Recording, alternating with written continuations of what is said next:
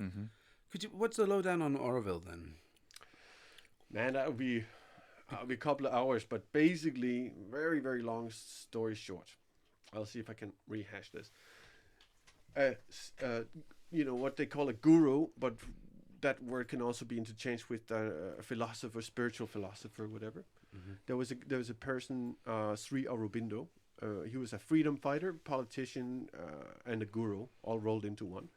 We're talking, around the time of India's independence. He was very instrumental in that, and he had an ashram, and that ashram, because of his sort of Western thoughts frame, that ashram attracted a lot of Western youngsters who were already traveling the hippie trails in India and whatnot. Mm-hmm. And sorry, we're just looking at this thing on. I it's just the want to wrong. say It's that the wrong. That's not the right. It's it's in Auro Auro, Auroville. and it's in India, India. in Kerala, right? No, it's actually it's in Pondicherry, which is a small state inside of Oh, It Tamil has something Nadu. to do with Pondicherry, Denmark, actually. A lot of gurus end up there. Right? Pondicherry? No, Pondicherry is an old French base, Oh, but okay. not that far south it from there south? is the Yeah. old Tranquebar, which is the old Danish fort Okay. in India, where we got all the spices from and that. Gotta get them spices and sell them and then just use salt and pepper. Yeah. Yeah, so this spiritual guy, freedom fighter, whatnot, leader, had an ashram, attracted a bunch of Westerners. One of his kind of disciples was a French-Polish painter, and she became a very prominent figure in his movement and was known as the Mother. Mm-hmm. And when he passed, she took over the ashram, and then subsequently she had visions of a township that belonged to all humankind, nothing less. And she had a clear idea of where it should be, and her vision was so strong, and it included a whole bunch of very detailed things about the temple structure and different things like that. Let me just add here: it's a non-denominational. Can we just see a picture of that temple structure, non-denominational maybe? community. What does that mean, sorry? Non-denominational? Well, so you may call it spiritual, but it doesn't have A deity. it doesn't have a deity or very elaborate dogma. Mm-hmm. It's more like it's a vessel that you can come with your spirituality into this and use the space, the temple space. The temple is called Matri Mandir and resembles a 40-meter tall golden golf ball. Matriman, yeah. But if you just write Auroville, there it is. Holy moly, shit. it's like a golf resort. It's an amazing structure. And What? she had the whole thing in her Can we look mind, and inside then she it? had this French architect called Anger. He helped her develop it. So Auroville, from the outset, attracted a lot of intellectuals from the West. Some of them had access to a lot of money as well, and that's how they kind of got the project off the ground. And so basically, fast forward to today, there's 2,000 people living there from however many nationalities. I'd say there's at least 50 different nationalities represented in Auroville, off the top of my mind. And they have the ambition of creating a township for 50,000 people in this place. And when they first took over this plot of land, it was completely barren, except for one tree, a huge, I think it's called a strangler fig. And, and banyan Which is the tree. banyan. The banyan. Yeah. So the banyan tree Strangler fig. is the center of the community, together with this temple. And then there's these concentric circles from there, and they want to basically have a big round-shaped, circular-shaped community with 50,000 people in it. And they so far turned almost like a desert area into a really lush area where they I think if they really wanted to, they could be self-sufficient. And so still the podcast isn't set up yet for to be able to show our viewers and listeners the images. I just want to... Henry Gibbs is just going to explain what he's looking at. I'm looking at this aerial view of the big golden orb that is the centerpiece, and some amazing land art, No, it looks like sacred crop field. sacred geometry. Crop circles. Yeah. It looks like crop circles. It's the same kind of thing, that you would see, but it's all very beautiful, sacred stuff. I mean, they've really Green, like gone. you can They've see really this. gone all out. You can see this deserty area that has just now is completely green, all a big garden shaped into. It's like a big eye from the top. Oh yeah, and that golden globe in the middle. So that's the temple, this golden sphere. Yeah. And what does it look like inside? Very different from the inside. You enter from the bottom of the construction, and then you come You up. mean you go downstairs? You go downstairs, and then you come up into the sphere from the bottom. And then you go up these really beautiful staircases. Whoa! Is that it inside? That's it inside. Well, And in the middle of this sphere is a huge marble-clad room. And it's totally white. There's not a sound in there. And in the middle of this room is That one. the biggest man-made crystal ball. And it was fashioned by, I think, the same guy who made the Hubble telescope lens as well.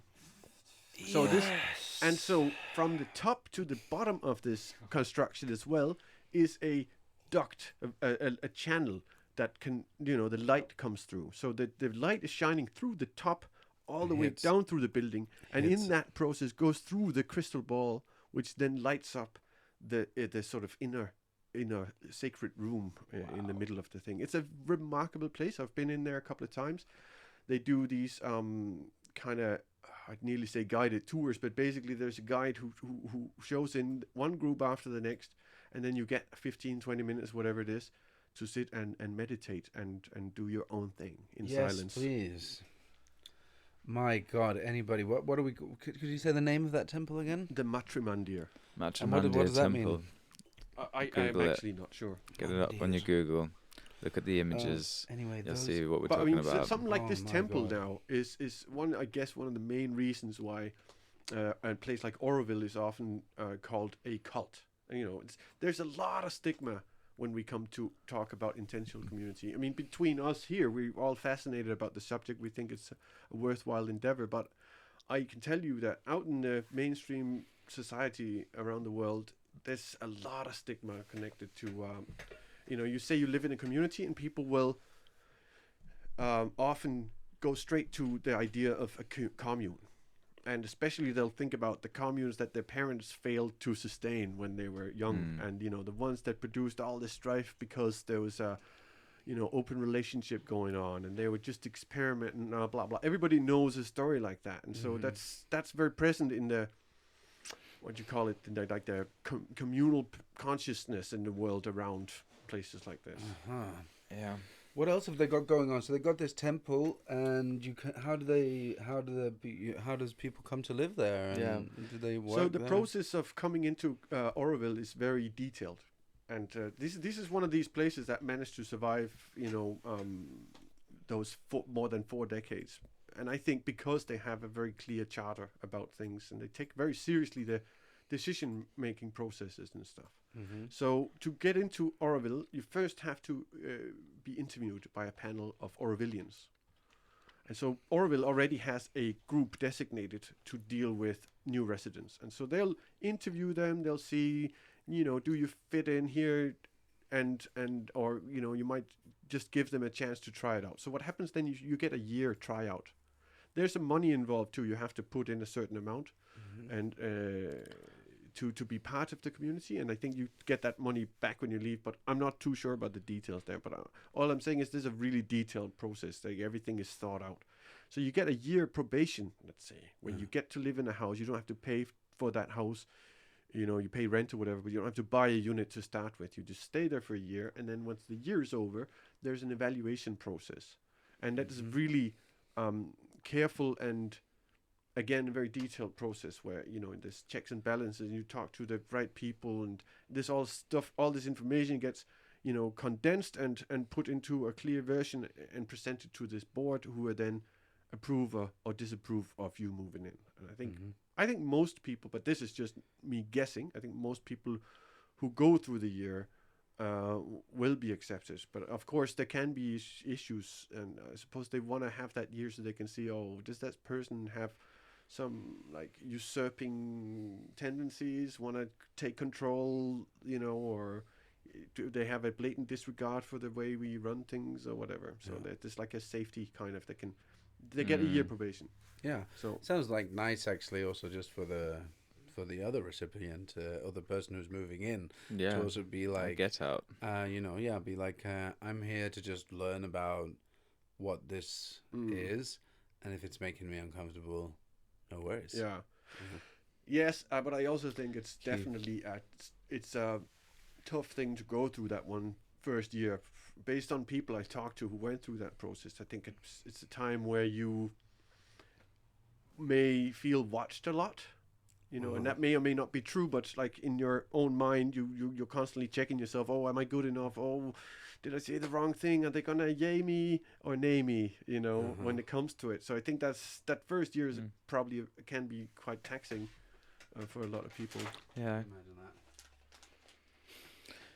Yeah. Interesting place.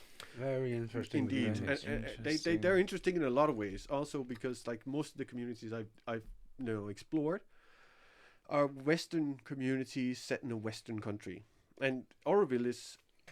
Last time I checked, it was about half of the residents there were Indian, and the other half were from abroad. So it is a very much a community of Western ideas and thought, but it's based in India, and it contains obviously a very, very large sort of part of it. It has a very Indian flavor to it. Mm-hmm. So it's an interesting place also because they have, like I said, they attracted a lot of intellectuals and people with like long educations and stuff. So from the get-go, they've had a lot of people that are able to collect statistics and like make up detailed plans and think things through with the theories and stuff.